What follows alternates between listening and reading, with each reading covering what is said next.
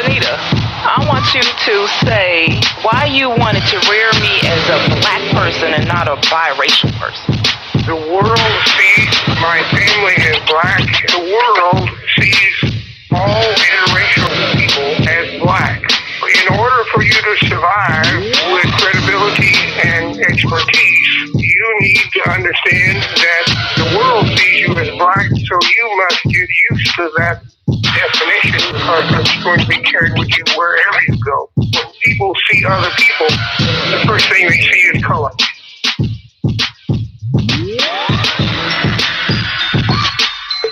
Welcome to One Drop Elopes with me and Moses. I'm your host, Benita Osset. One Drop Elopes is my constructive response to demystify and replace white supremacy with a just system. One Drop Elopes is a weekly broadcast on Intellectual Radio that streams live every Sunday at 12 noon Central.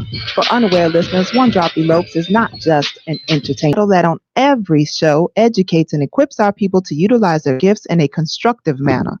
Therefore, One Drop Elopes will showcase and be a collective archive of Black folk who are actively doing their part to pursue justice via a wide array of perspectives, discussions, and presentations. The chief sponsor for One Drop Elopes is Benita's Homemade Things.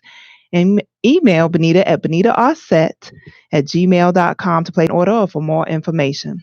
Well, today we are discussing Black manhood, Black fatherhood, and Black masculinity. And we have a special guest with us today in the house, absolutely Black masculine, Black father, Black man. And he's going to help me kick off this month. For the whole entire month of June, I want to celebrate Black masculinity, Black fatherhood. I'm so sick and tired of Black men being perceived as something that they're not in mass media, and I want to make sure I do my part to celebrate them. So today we have Brother Rob in the house with us today. How you doing, Brother Rob? I'm doing well. Thank you for having me. The Warrior One, Warrior Rob.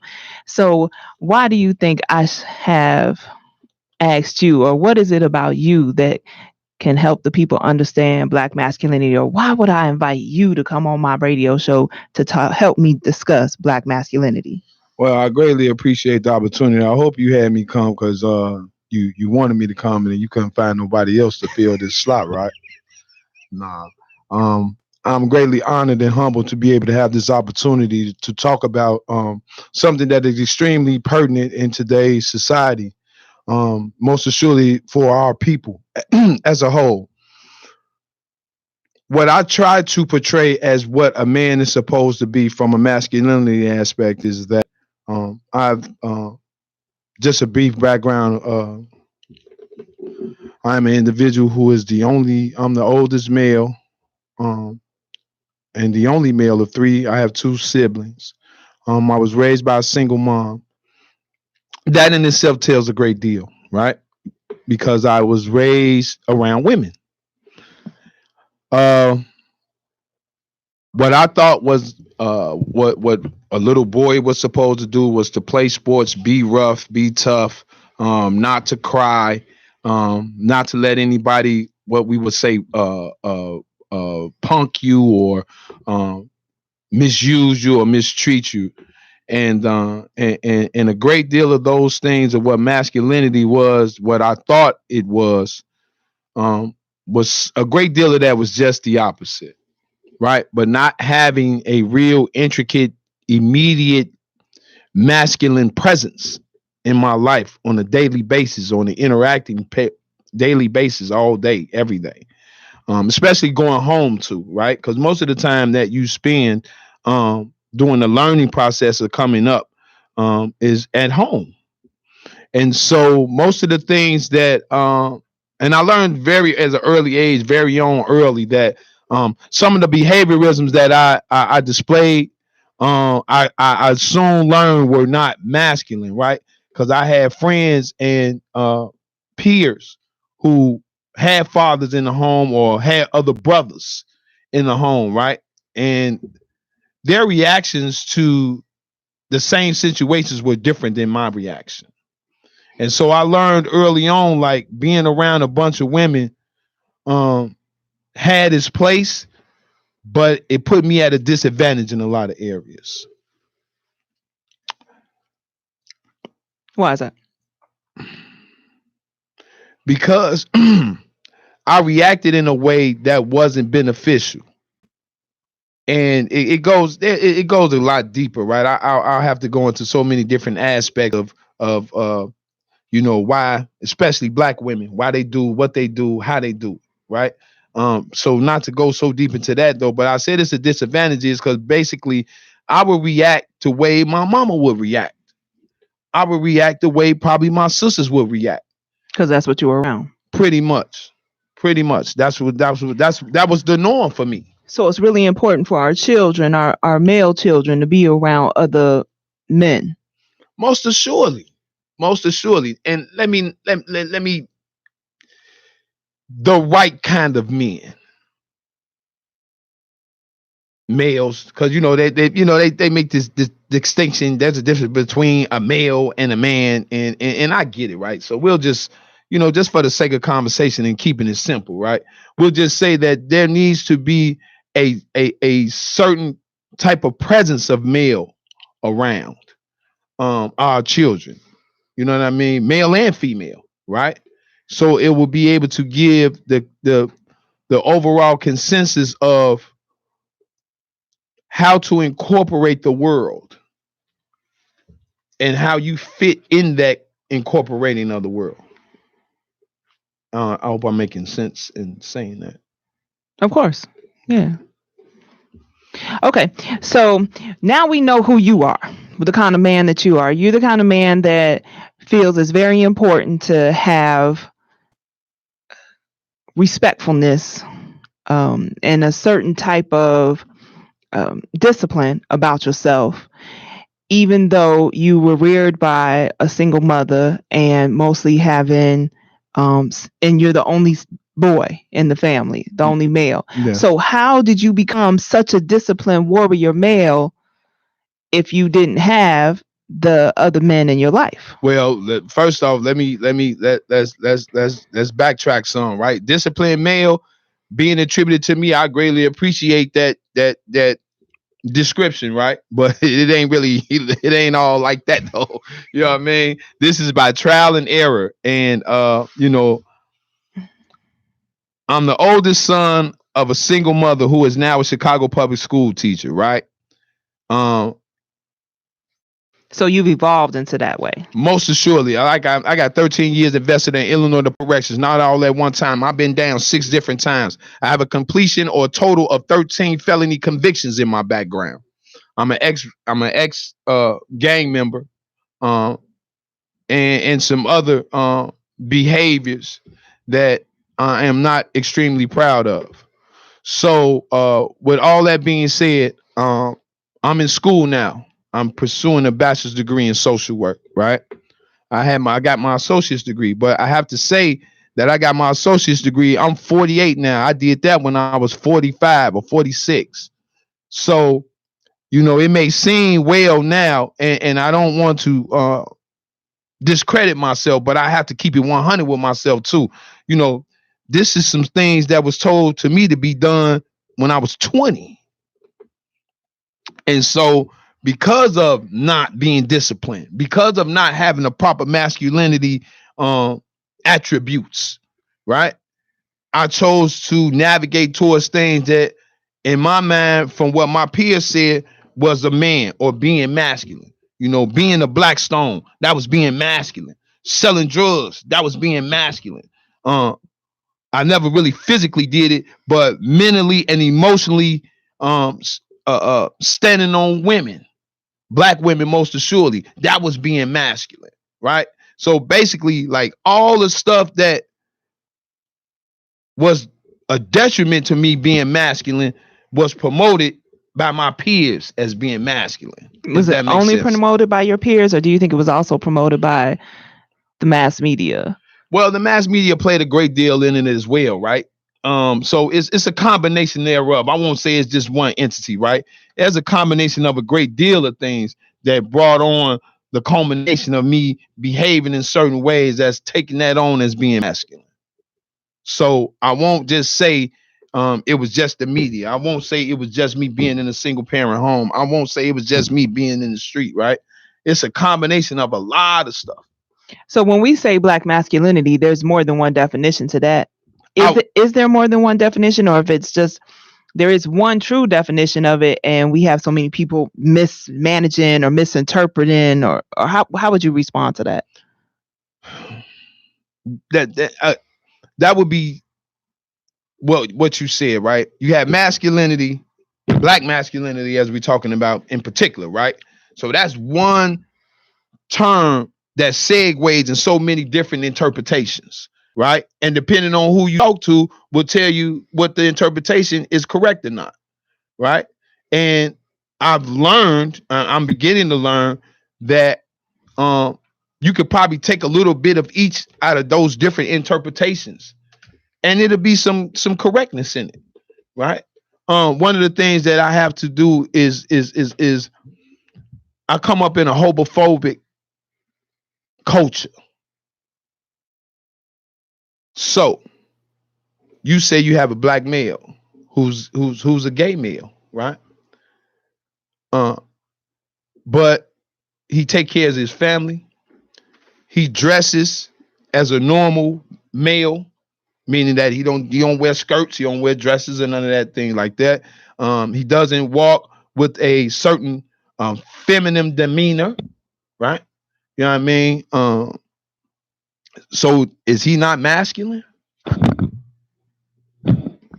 Is he not masculine? I'm just gonna leave that as a rhetorical question for the people. Yeah, well, you know what I mean? It doesn't deserve an answer, meaning rhetorical, right? But I think it does deserve an answer because my whole thing is right. Then it lines in. So if I'm not, I don't wear skirts. I wear clothes that men are supposed to wear, and I walk with my chest out, but I don't take care of my family. I misabuse women. I'm extremely negative and destructive to black people as a whole. Am I still masculine? That's another good rhetorical question. Absolutely. Now, see, and what I would say to that is, like when we were talking earlier, preparing for the show, I fully believe that you're born with a pure and clean heart, and that the Creator gave us a clean. Hold on, let me say something, not to cut you off. And the reason why I stated that the way I stated it is because I don't want people to get it twisted, right? About making this differentiation about what a man is or what masculinity really is. Because a great deal of people discount an individual because of their sexual orientation, right? And I'm a heterosexual male, 100, 1000%. Unequivocal, without a doubt, without question, right? And I'm thoroughly entrenched in that thought process. And I'm also at the same time thoroughly entrenched in that process and given certain circumstances and conditions, right? Still sitting and being able to respect the individual who has alternative lifestyle characteristics, but still stand on their business.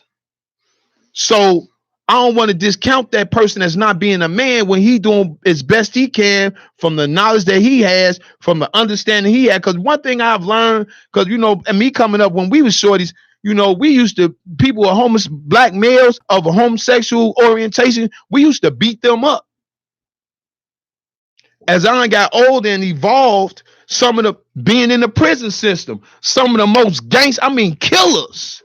killers sleeping with men. Is he not masculine? Got bodies. Not only got bodies, but got literally hundreds of other individuals following him and willing to die for him. Did anybody ever in the prison say to him he ain't a man because he's having sex with other men? You know somebody who 265, all solid, and ain't scared to die, and will kill you. So nobody said that about him. Man, all right, they ain't gonna. Okay, not out loud. So in that, and again, is that masculine? Right? I'm saying I'm masculine, but I ain't man enough to tell you, hey, you gay, you're a fag, you're a homosexual. So that's the question that I'm asking today. I Yeah, think I that's the know. reason why I invited you to Yeah, come on I here. know. Yeah, you lost your thing. But what is masculinity? And I guess it depends on who's asking the question, or it depends on And who's answering the question, is what I'm hearing you say. most assuredly And depends on. It depends on. I mean, I have my own interpretation. okay, well, let's hear yours. Remember we just had this. We just had this conversation, right? And I told you I was a player. And the first thing you said, Rob, you always say that. And I said, yeah. And when I say that, people automatically think that because I say I'm a player, I got a lot of women. Yeah, That ain't what that means, that's though. what we think. That's what you think, but that ain't what that is. Okay, well, break And it if you down for come us. to, What and does if that you come, mean? and you come from the old school, a player is not a person who got a lot of women. It's some players who got a lot of women, but that don't constitute you being a player. Constitute you being a player is taking care of your family, standing on your business, behaving and conducting yourself in a certain situation and a certain demeanor, no matter what the situation is. That's what a player is. It's certain things that a player don't do. Certain things that you see individuals do by being disrespectful with women. One of the things that I use as a means of saying that a player ain't gonna be disrespectful to no woman. He ain't gonna say, damn girl, you got a big old, I can't cuss on here, right? So you know what I'm saying? He ain't gonna say that. Oh, you got some, I bet they, what the head like? You know, a player ain't gonna do that. That's what goofies do. You know what I mean? A player, and then another thing about this playerism, a player, if he do got a bunch of women, all the women that he got know that he got other women.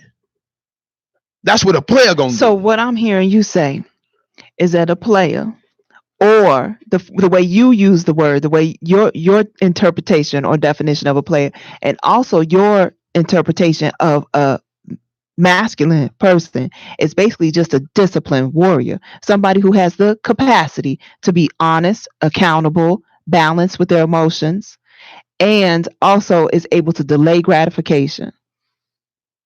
Those four things. Those four But then, things but make then, up a disciplined person. So would you but agree then, with but me then, that that a masculine person has to be disciplined? most assuredly, That doesn't most so okay, assuredly, so now we've come to, because that doesn't talk about their sexual orientation. no, That it does doesn't talk not. about how No, it much doesn't. money they make, or Mm-hmm. what their Yes, ma'am. profession is. Yes, It ma'am. just means that they're able There to are do some those some four characteristics things. that go into that, right? So what would you add to being disciplined? Like, What what else do you what need I to do add to being besides? disciplined is being respectful, being compassionate for other human beings. Most assuredly, being compassionate for those in our culture, those whom we live next door to, those whom we live in very intimate proximity of, meaning our family, the women in our family, our neighbors. You know what I mean? The clerk at Walmart when I go in, right? So it's important to treat women well.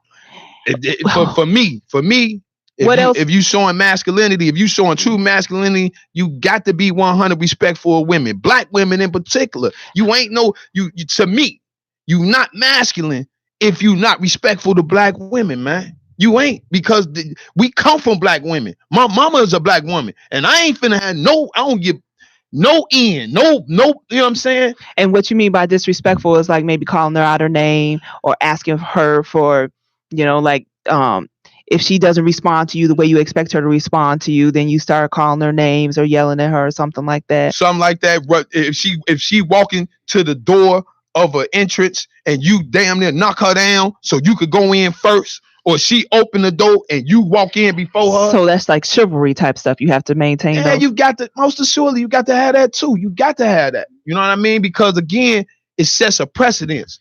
Masculinity sets a precedence of being a protector. You know what I mean? It's like I said, it's no one certain term that buys into masculinity for me. You know what I mean? It's a combination of so many different elements and thought processes and ways of living that will constitute me to be like, I'm secure. Like I say, I don't have a problem with a person's sexual orientation. I'm secure in who I am. So my masculinity intact. You know what I mean? I could see a man in another dress. I ain't finna wear it. So if you see a man in a dress, do you feel like he's lacking masculinity? If I see a man in a dress, I think that that's his own choice. I think that for whatever reason that he feels that that's appropriate, That's his choice.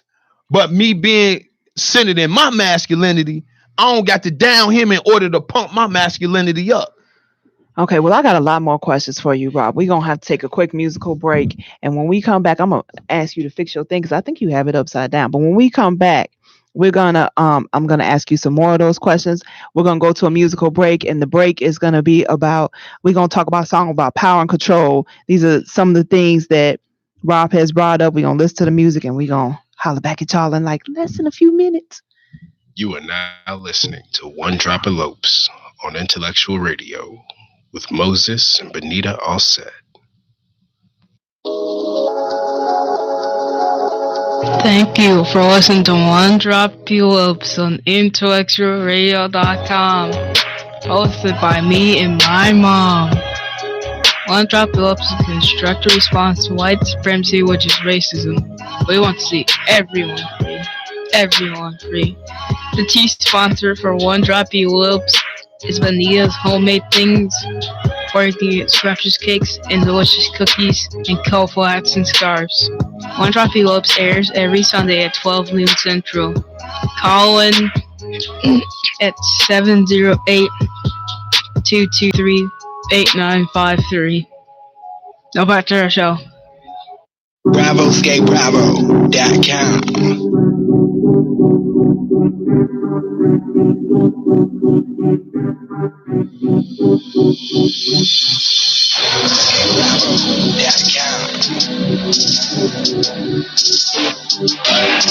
Sometimes niggas be looking for a bullet when it's not the problem. It could be your baby mama that be trying to rob you. You be thinking you the king and you built the queen. Clouds turn into flames, these is burnt dreams. You gotta watch the things she do, subtle shit she say. Love is not a game that y'all can still play. You be trying to make a move, she be trying to stay. You be trying to stay, she wanna go the other way. Do she gossip on the phone about the shit you do? Do she understand the shit that you be going through? Do she believe in your dreams or do she laugh at you? Do she give you your space? Is she harassing you? Do she listen to your song? Do she know the hooks? Do she repeat the shit you say? Do she read books? Do she got goals or do she want your soul? Sometimes it's love, sometimes it's power and control.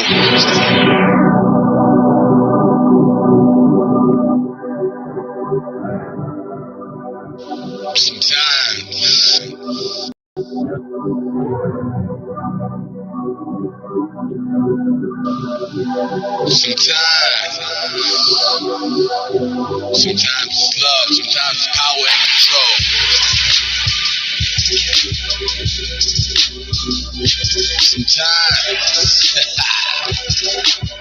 Sometimes it's love, sometimes it's power and control.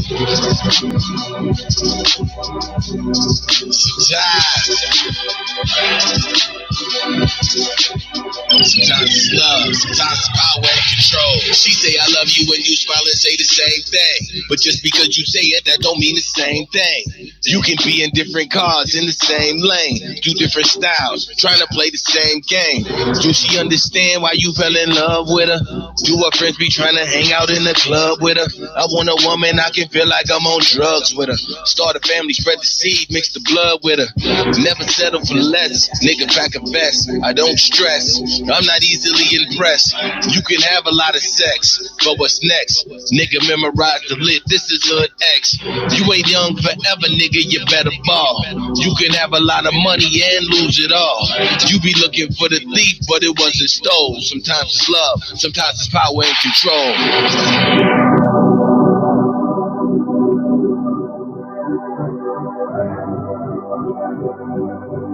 Sometimes.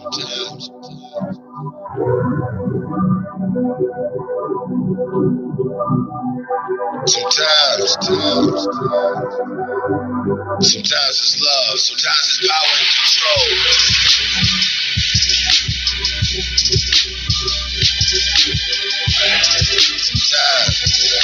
Hey, this is Benita Allset, and you're here on One Drop Elopes on IntellectualRadio.com, and we are here with our special guest, Brother Rob Warrior One. And I have asked him to come because I really appreciate him as a person. I think that he is embodies Black masculinity. And but I wanted to hear from him, his perspective, what it looks like all month, y'all. I want to celebrate Black manhood, Black fatherhood, Black masculinity. And so we having a conversation. We have already defined it for the people. Rob has already said that a masculine man is, in addition to being disciplined, he is one that is compassionate and respects women. So now my question for you, Brother Rob, if that's okay, is how do you communicate with other men? Like you said, what it's like, how you kind of be chivalrous or at least respectful or kind towards women. How does a masculine man communicate with other men? Well, there again, masculine men have in my definition and in my immediate circles, we have a centered sense of who we are. And with that centered sense of who we are, we need not try to portray or exert ourselves on each other, right? So what that means being saying, I could be respectful of what your thought process is in the way that you do things, without trying to challenge you physically or so much emotionally that it becomes physically. You get what I'm saying? Right. I don't have to downgrade you on your shortcomings in order for me to feel empowered. You know what I mean? It's kind of like the dozens, right? You play the dozens actually because you really want to feel better about yourself by putting somebody else down. See, when you again, that's why I bring that playerism thing in. Like when you a player, no matter what the other person doing, I'm cool and centered in who I am. So I don't gotta stand on you. Actually, by me being a player, I'm gonna try to do what I can to uplift you and bring you up to a spot so where you don't have to behave or think in a certain way that makes you susceptible to that type of stuff. If that makes sense, you know what I mean? There's a certain behavior that has to be in play. And when I'm incorporating with the males that I have in my immediate circle, it's an iron sharpened iron. We always challenging each other in a healthy way. You know, we don't down each other. You know what I mean? We don't talk about each other's shortcomings to make each other feel bad. You know what I mean? When we direct or when we uplift the individual about our shortcomings, this means because I want you to be better, brother. You know what I mean? And the same thing because I can't see what's on my forehead, but the outside of me can.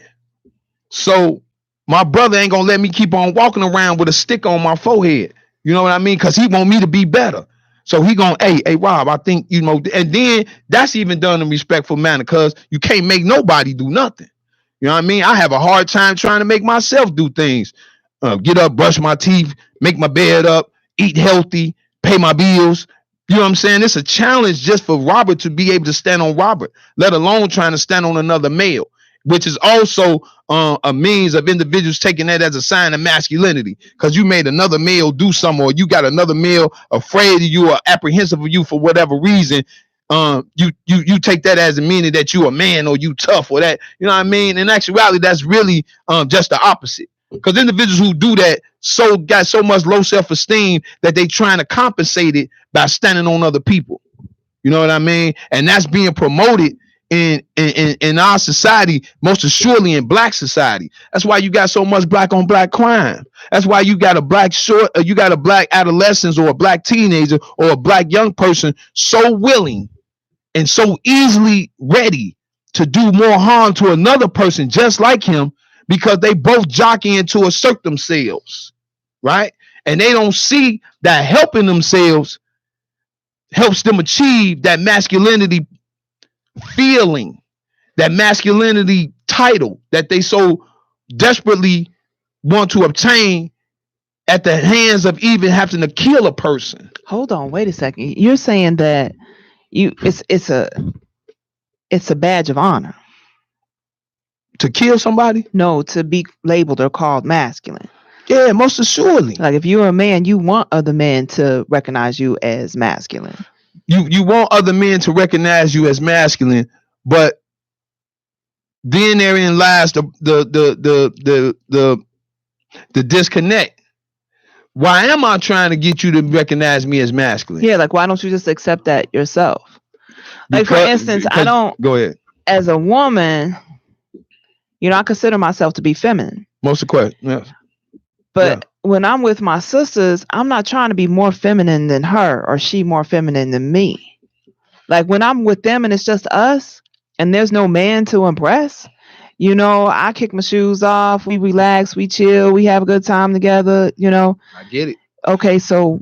But the thing you got to think again, this show is talking about male masculinity, right? But there's a great deal of other stuff that comes into play that has been in existence way before I was even thought of. So that's one of the that plays a part. Yeah, it is one of the differences between them. But I'm saying that plays a part in why, when it's a group of males, and if they not centered within themselves, they like a group of young lions. And even though it ain't no female around, they trying to assert themselves who the toughest so they could be able to mate with the female, right? But the only thing about it is we human beings.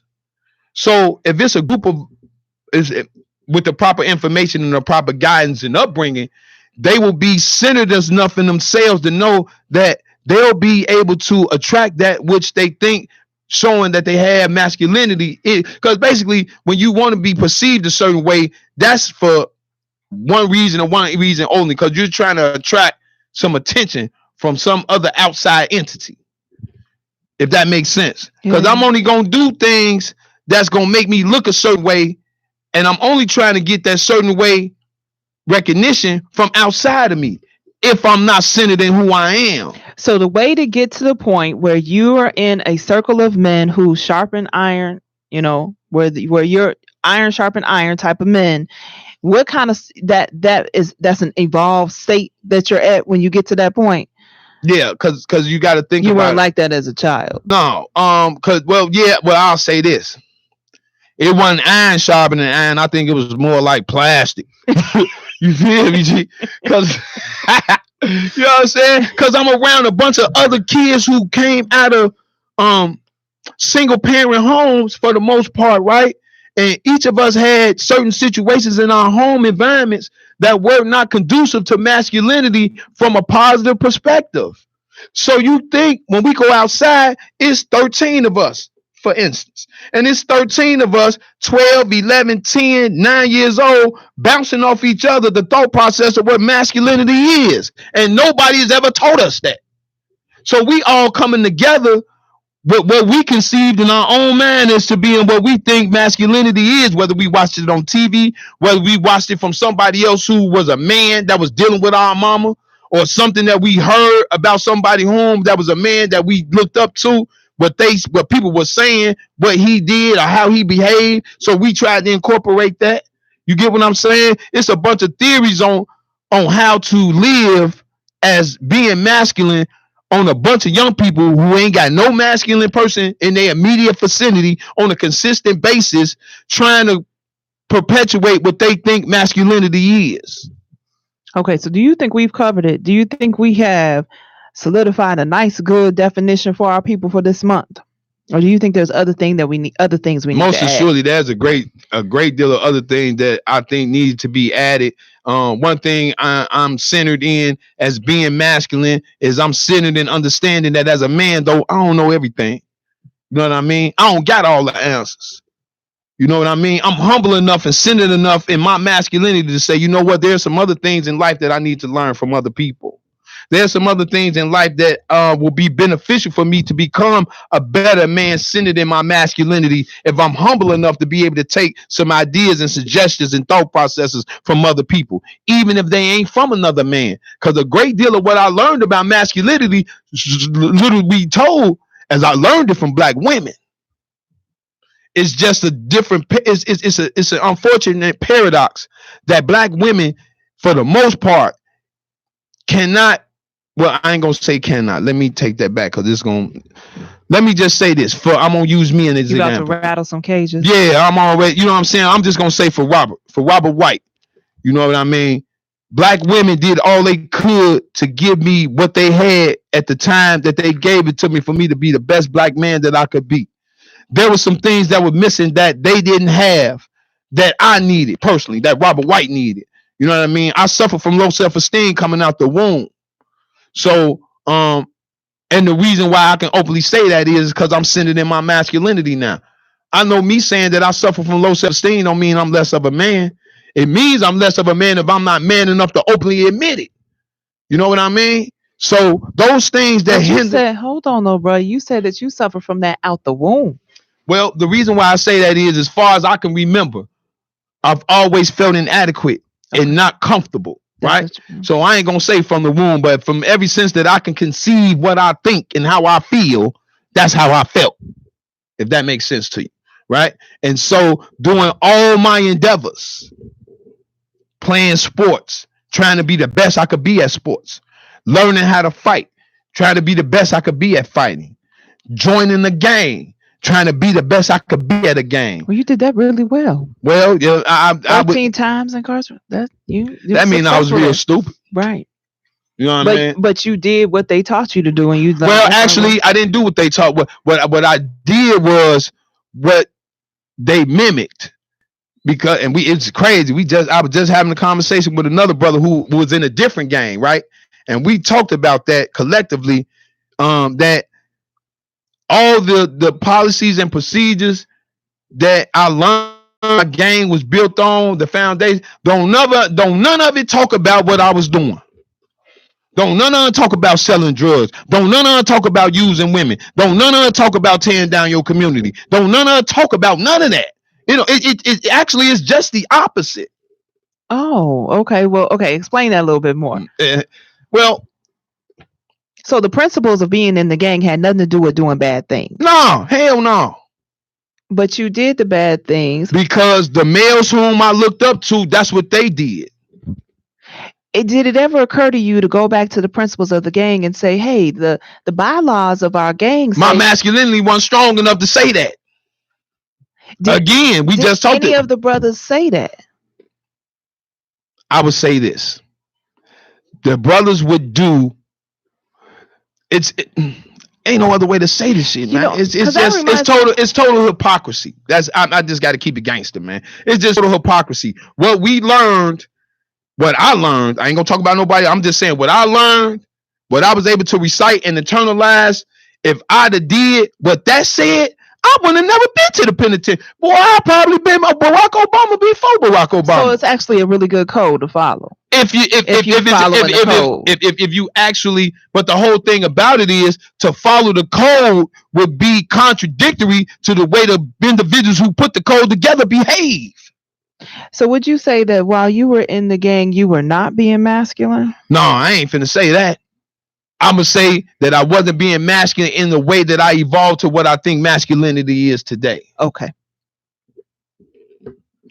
So there's layers, or there's levels of maturity and evolvement that comes with being masculine. Okay, so 11-year-old masculine person is quite different, of course, naturally, than a 48-year-old masculine person. Most assuredly. So you still were masculine all along the way.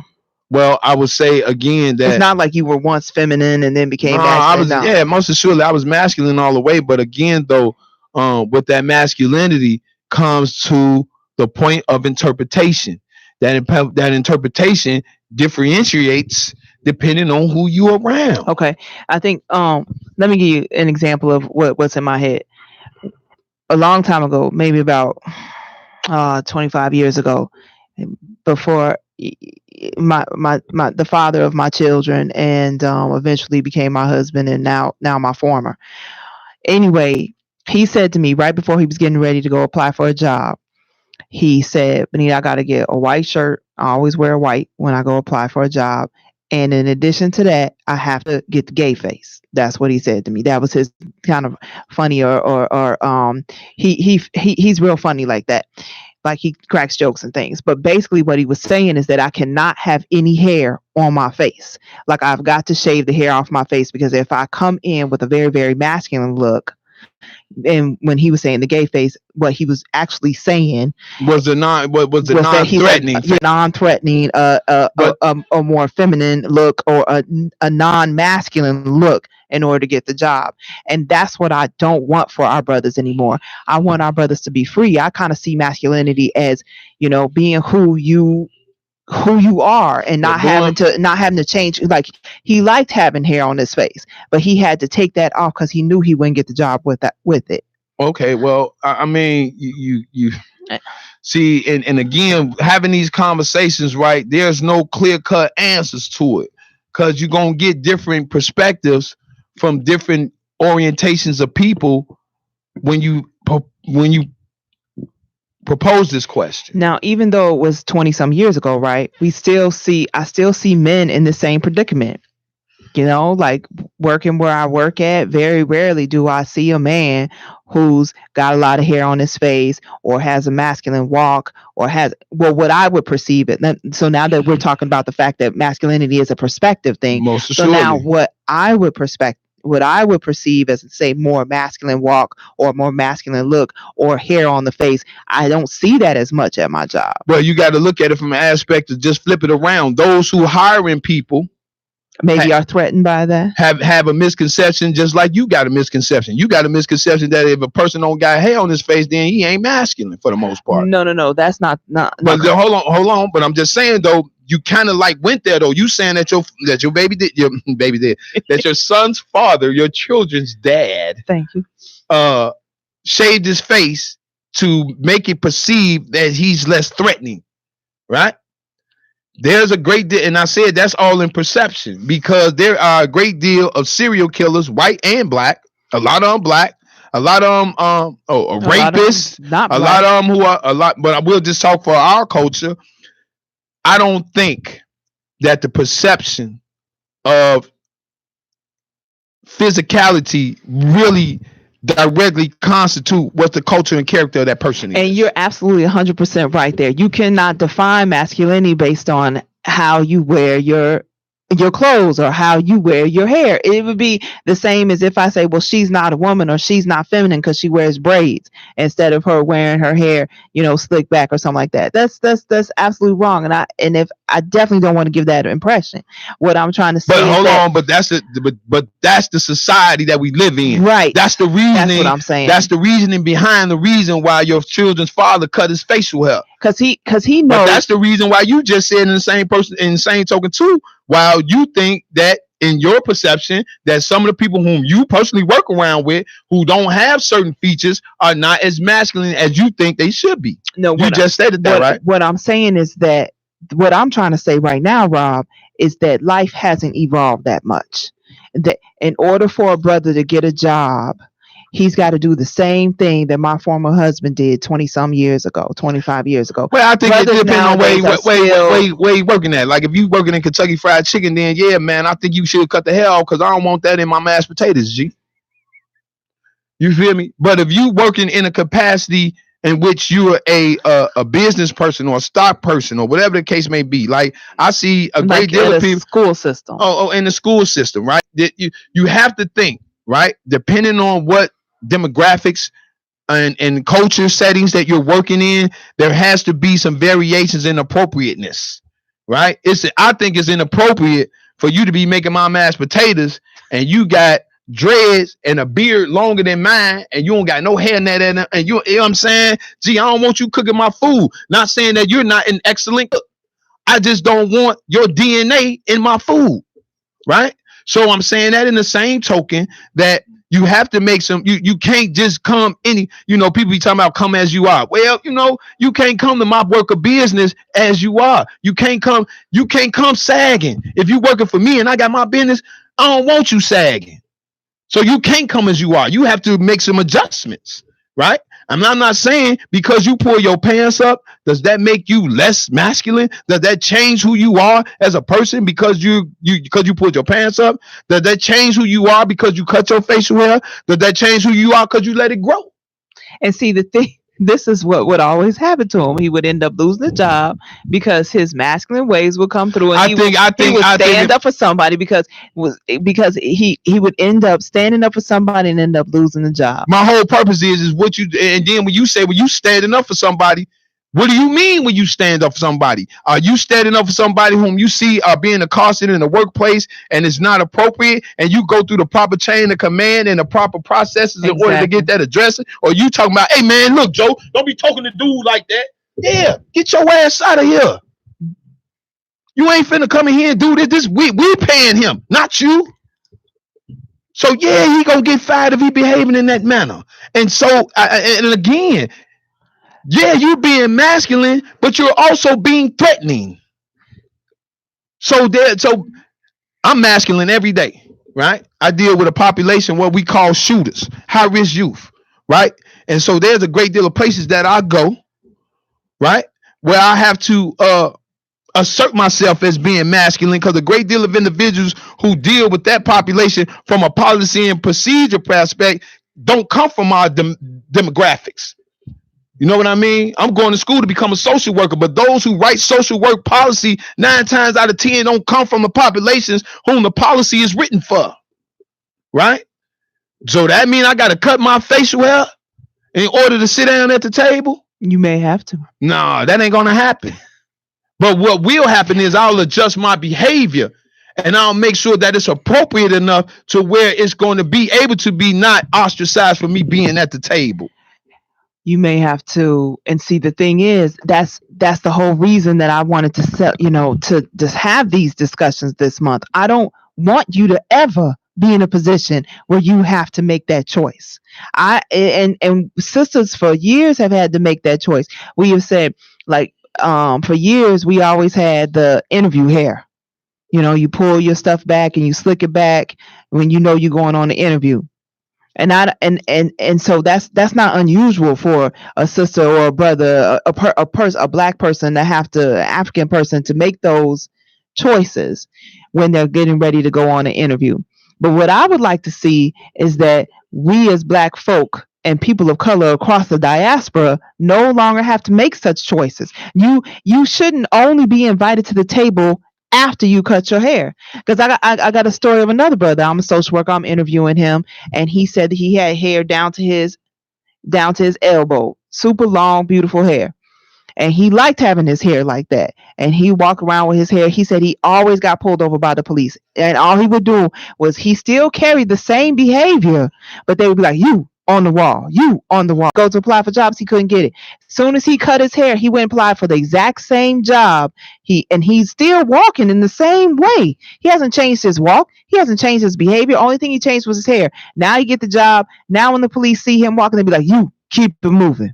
All right. So my whole thing is, in a utopic society, then we will be able to That's live the whole purpose of One Drop Elopes. Is we want in a constructive environment. We want it, and none of that is an automatic. None of that is even really conceivable in the immediate, right?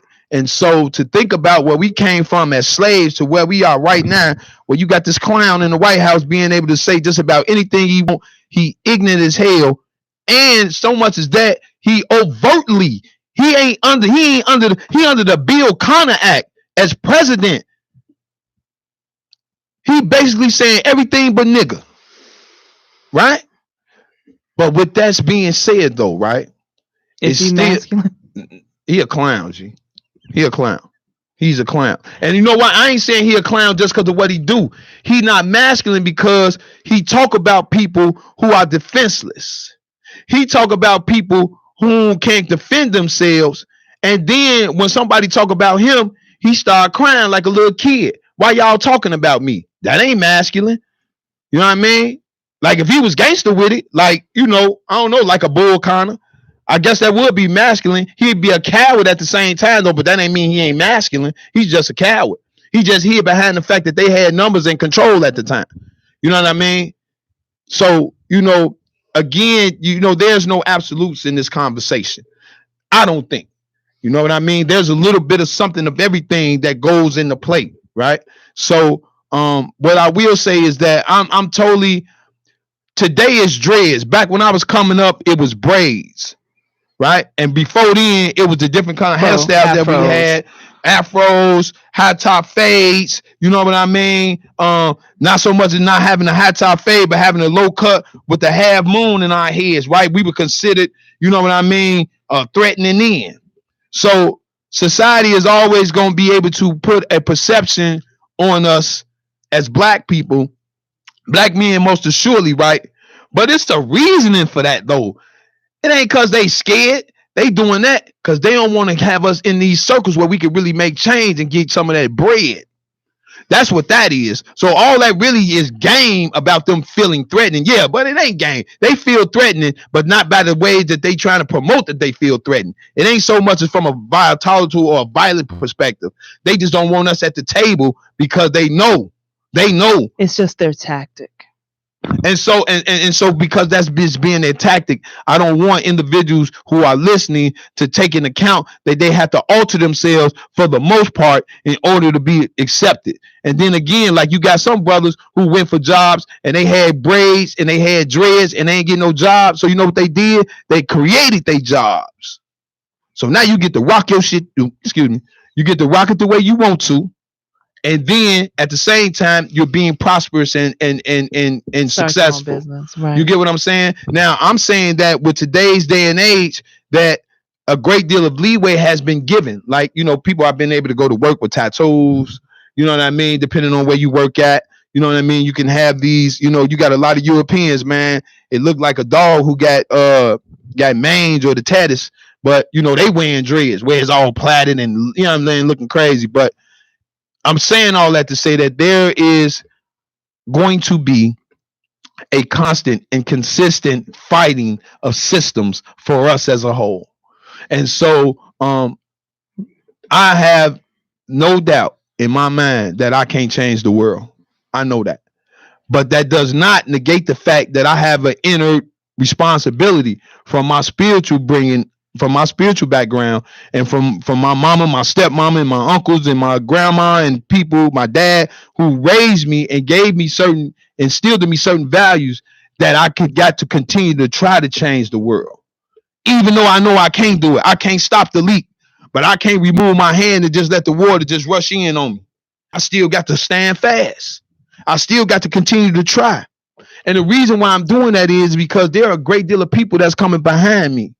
You know what I mean? So my masculinity says, Robert, you still have to continue to make this world a better place for those who come behind you, even though it may not work.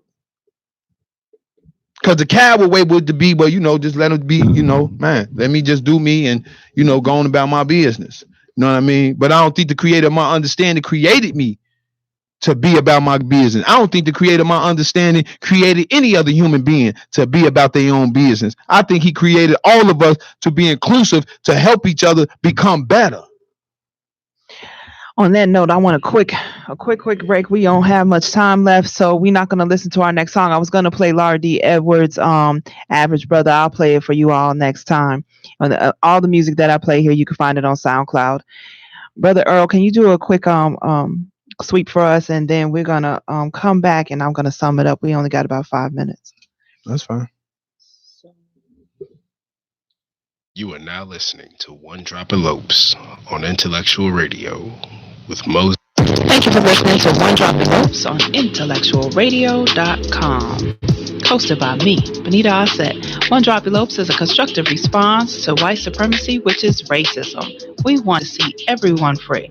The chief sponsor for One Drop Elopes is Benita's Homemade Things, where you can get scrumptious cake and delicious cookies, as well as colorful hats, scarves, and gloves. One Drop Elopes airs on IntellectualRadio.com every Sunday at 12 noon Central. Call in at 708-223-8953. That's 708-223-8953. Now.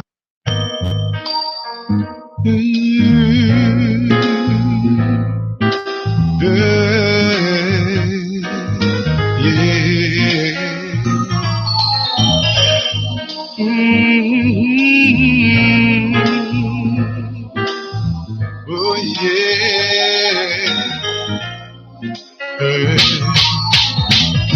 I ain't no thug. I don't flash no ice. Don't push no legs. Try hard not to flower. I don't make six figures. I'm living check to check. Hope I've answered any questions that you may have. No, I don't know what you're looking for. Don't know if I'd be the one that you'd adore.